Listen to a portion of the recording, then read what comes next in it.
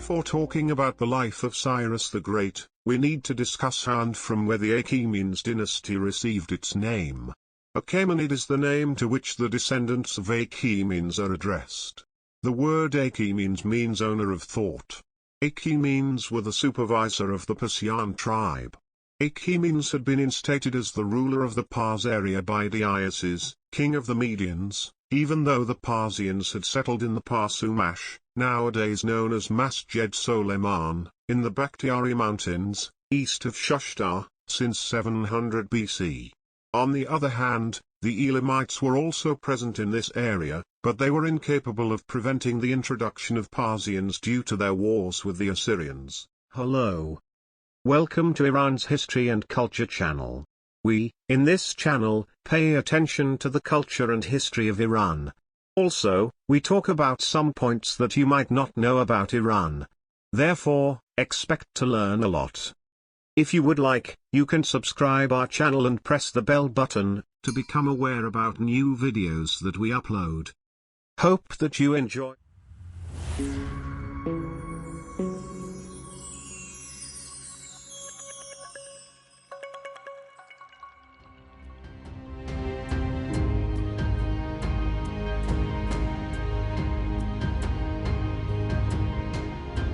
After Achaemenes, his son, Ctesippus, became the ruler of Anshan, a city now known as Isa, in the Khuzestan province.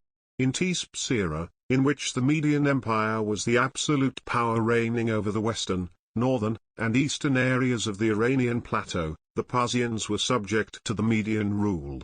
Ctesippus was smart and never rebelled against the powerful Median king of the era, Phraates, who never allowed the Parsians to grow beyond a certain threshold. In other words, Ctesippus was incapable of doing anything against the power of the Medians. Also, Ctesippus was mostly focused on adding the southern parts of Iran to his rule.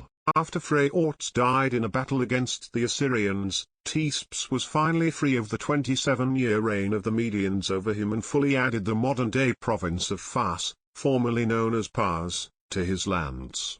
Ctesippus had gained power over Anshan and Pars, alongside Parsumash, with conservative politics and avoiding fights with neighboring powers. After Ctesippus' death, the Persian rule was divided between his two sons, Ariaramnes and Cyrus I.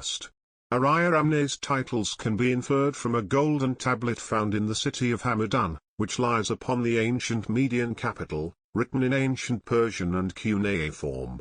Part of the tablet reads, "This is the land of the Parsians, which belongs to me.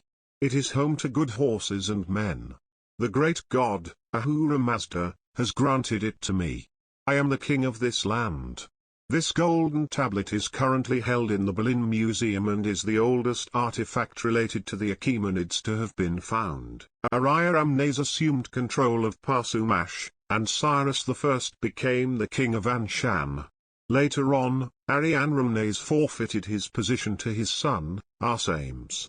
In ancient Persian, Arsames means brave. Cyrus I also gave his crown to his son, Cambyses I, the father of Cyrus the Great. Throughout all this time, the Medians still reigned supreme over the Iranian plateau and the Parsians paid tribute to them.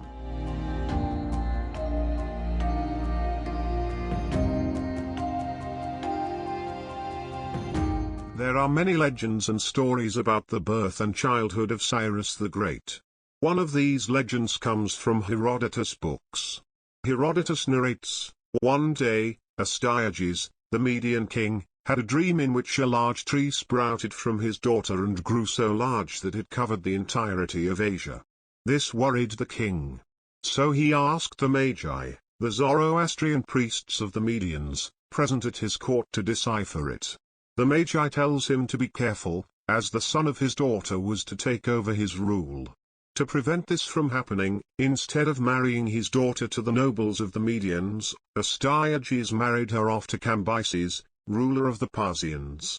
He made this decision because the Parsians were considered a calm tribe at the time and lived subservient to the Medians. Sometime later, Astyages' daughter, Mondon, told him that she is soon to have a child. Astyages had another dream.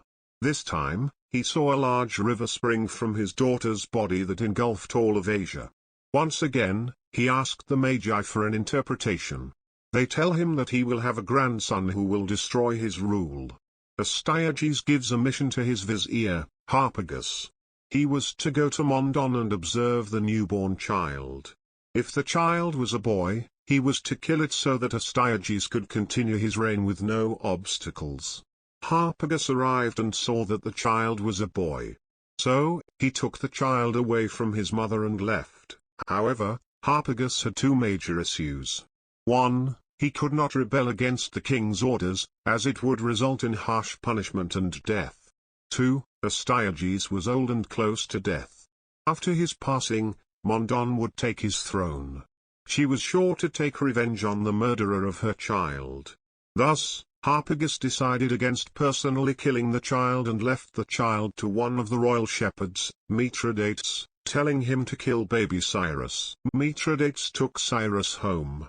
Coincidentally, he had also had a baby son who had passed away that very day. Mithridates told the entire story for his wife, Spako. She, who was already distraught over the death of her son, did not wish to see another child die. So, she asked her husband to not kill Cyrus. Mithridates, who knew that Harpagus would send spies to make sure he killed the boy, refused Spako's plea.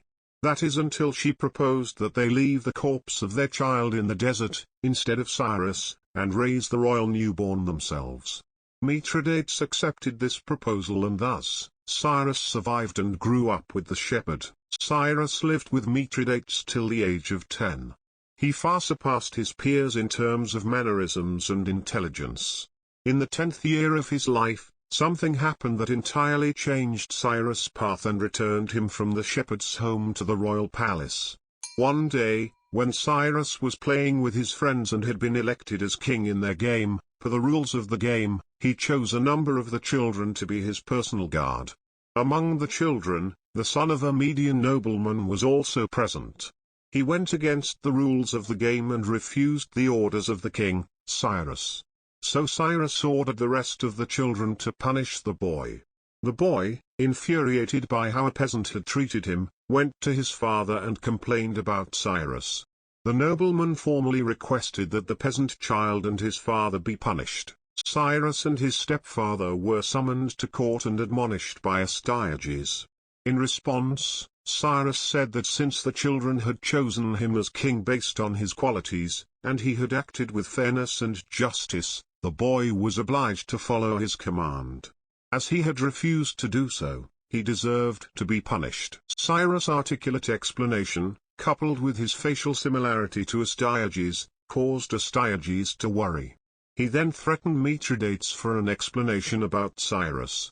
Fearing for his life, Mithridates told the entire story, inevitably mentioning Harpagus in the process. Astyages summoned Harpagus and questioned him as well. Harpagus told the entire story. Astyages, seeing that he had failed to stand against fate, went to the Magi once more. The Magi held a meeting and eventually told Astyages that his dream had certainly come true and that his grandson had achieved kingship among the children. So, there was no reason to worry. Hearing this, Astyages sent Cyrus back to his real parents in Parsumash. Astyages then held a banquet, ordering delicacies to be prepared and making sure that Harpagus would attend. After dining, Astyages asked Harpagus if he had enjoyed the food. Harpagus expressed his gratefulness. Then, Astyages revealed that the food had been made using the corpse of Harpagus' child, a boy close to Cyrus' age, who was now dead by the king's order to punish Harpagus. Harpagus did not react to the king's actions and silently bore his grudge within. After returning to his father, Cambyses I, in the land of the Parthians, Cyrus received the education of a prince, learning battle tactics, horse riding, and how to rule. Harpagus remained in contact with him through this period, pushing Cyrus towards revenge against Astyages and overthrowing the Medians. This continued until 550 BC when Harpagus' efforts finally bore fruit.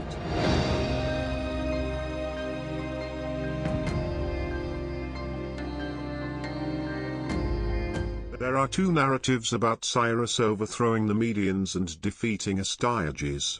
The first narrative begins with Astyages attacking the Parthians. But the second narrative is entirely different and states the opposite. Herodotus' story falls into the second narrative. Cyrus, boldened by Harpagus and becoming aware of the Medians' unhappiness with Astyages, rebelled and marched towards Ecbatana, the Median capital. In response, Astyages puts Harpagus in command of his troops and sent him to war. However, in an act of vengeance, Harpagus and his soldiers joined Cyrus, leading to Ecbatana's easy fall. Thus the young conqueror sat on the throne in Astyages' palace. After gaining full control of Ecbatana, Cyrus had full access to the many treasures and valuables in the Median coffers, and he sent them all to Pars. These became the never-ending financial backbone of Cyrus' future war efforts. Cyrus and his successors were well aware of the geographical importance of Ecbatana and how it eased having control over Iran and Asia Minor. Thus, till the end of the Achaemenid dynasty, Ecbatana retained its status as a center of power and never lost standing.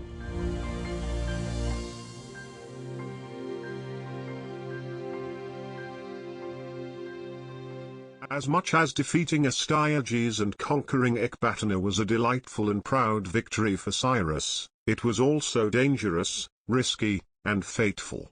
His new standing in the Iranian plateau forced him into long and exhausting confrontations with his powerful western neighbors, the Lydians, and the Babylonians.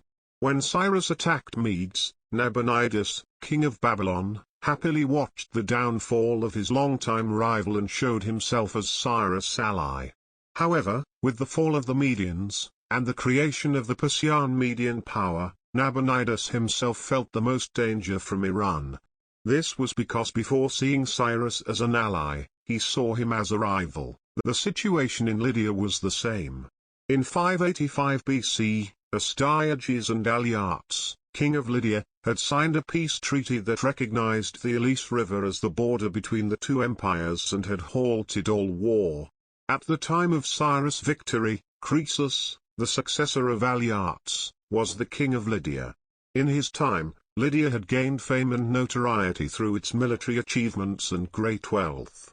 Lydia's capital, Sardis, was one of the ancient world's most powerful and best defended cities. This city's ruins can still be seen near Izmir, Turkey. In 546 BC, Cyrus was only known as the king of Pars. In 549 BC, the title king of Anshan appeared on tablets. And finally, after defeating the Medians in 550 BC, he once again settled on the title king of Pars. Initially, this title didn't cause any threats from Nabonidus. But on the other hand, Croesus quickly began conquering more land to the east and broke the treaty signed in Alyattes' time. The fall of the Medians, who were Lydia's longtime allies, had given Croesus the perfect excuse. However, his main reason for warring against Cyrus was the growing Persian influence and the danger that it posed. Thus, Croesus began strengthening his military for the clash against Cyrus. He sent a representative to Asia Minor with gold and treasures to recruit the Greek soldiers who resided in the area. But in that time, Cyrus became aware of Lydia's preparations for war and began to gather and strengthen his forces. Now both sides were ready for battle. Greek storytellers have crafted many legends about the war. By the account of Greek historians, before going to war, Croesus asked the oracle of Delphi for advice. The oracle told Croesus' messenger that if he entered a war with Cyrus, he would destroy a great empire. Croesus took this as a good omen and a prediction of victory over the Parthians. He asked the oracle of Delphi for advice once more. The oracle responded that whenever a mule became the ruler of the Medians, the people of Lydia would face difficult days. Once again, Croesus interpreted this in his favor. After all, he thought that a mule could never overpower the Median people. So, Croesus was optimistic about the results of warring against Cyrus. Cyrus took his army toward the north of Mesopotamia after passing through the Euphrates. Fighting in such a large scene, especially with a newly established nation, was very difficult for the young conqueror. Before the two armies confronted each other, Cyrus sent Croesus a peace offer, promising that if Croesus accepted his rule, he would also affirm Croesus as the ruler of Lydia. Croesus declined the offer, unaware that by doing this, he had doomed himself. In the first battle, Lydia overpowered Cyrus' forces. After this, a 3-month-long peace treaty was signed. Then, another battle happened between the two kings in Tyria, which had no conclusive results. In the aftermath of this, Croesus quickly retreated to Sardis and allowed most of his army to disperse. This was in hope of Cyrus deciding against continuing the battle due to the arrival of winter. However, despite Croesus' thoughts, Cyrus quickly marched toward Sardis. Croesus quickly gathered a fighting force and stood against Cyrus. But Croesus' horses went wild with fear due to the scent of Cyrus' camels. This happened because it was the first time they faced a mounted force of camels. As a result, Croesus was defeated in this battle and was forced to retreat into the city. Cyrus surrounded the city, behind its high and powerful defenses. The Lydians, assured of the defenses and food supplies, sat tight, waiting for winter to arrive and force the Parthians to return. The fall of Sardis has been entwined with legend, but eventually, after 2 weeks, the Parthians conquered Sardis. Here, the Lydian Empire was forever destroyed and left to history by the Persian Empire. With Croesus' defeat and Lydia's fall, Iranians and Greeks became neighbors for the first time in history. This was the prelude to many battles and events that lasted for many centuries. The Greeks and other residents of Asia Minor's islands, who had been subordinate to Lydia or an ally to it, offered a peace treaty to Cyrus. Cyrus, who had already sent the same offer to these people before the war with Lydia, refused. The people of these areas, now with no hope towards Cyrus, turned to the Spartans and asked them for help against Cyrus. Sparta sent a message to Sardis, now belonging to Cyrus. The message was as follows: "If you harm the Greek colonists, Sparta will not stand by." Cyrus sent them a solid response, warning them against getting involved in the issues of the islanders. They harshly threatened Cyrus, blissfully unaware of the future, not knowing that in a few years, he would build the largest empire in the ancient world.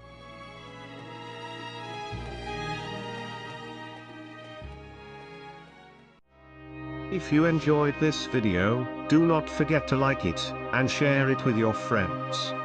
Do not hesitate to provide your view regarding this video by putting your comments below. Your comments would help us to improve our work, and also, they help us to take your views into account for the future topics that we select. Furthermore, you can subscribe to our channel to become aware of our new videos.